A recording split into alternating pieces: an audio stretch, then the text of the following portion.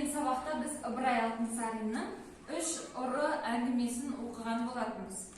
Үш ұры әңгімесіне талдау жасап жіберейік. Түсінген болсақ, көрініске қойылымға балалар кім шығады?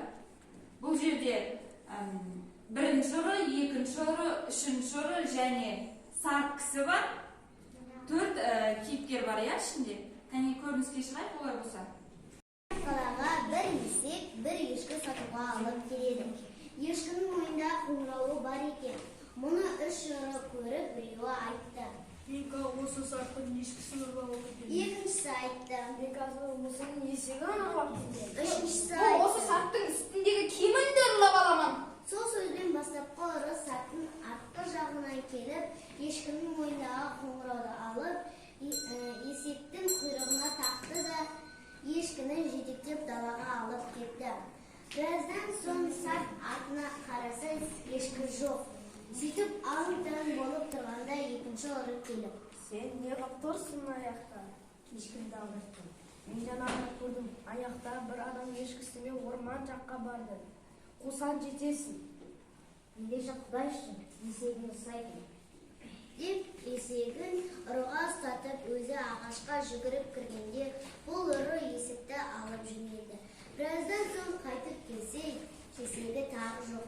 Мұнан соң сарт байғұсшылап жолға түсіп жүре берді.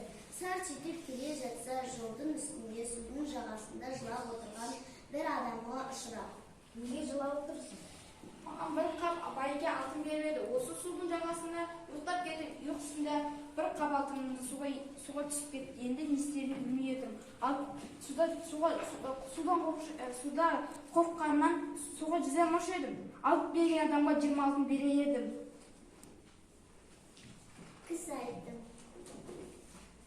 "Ендеше суға түсіп неге алтынды алмайсың?" Мен судан жүзе алмаушы едім. Сарт ойлады: "Есегіммен ешкімді алдырған соң құдай берген. Өзі шықса алтын алып беріп, 20 алтын алып кетейін. Мен сен алтын алып берейін."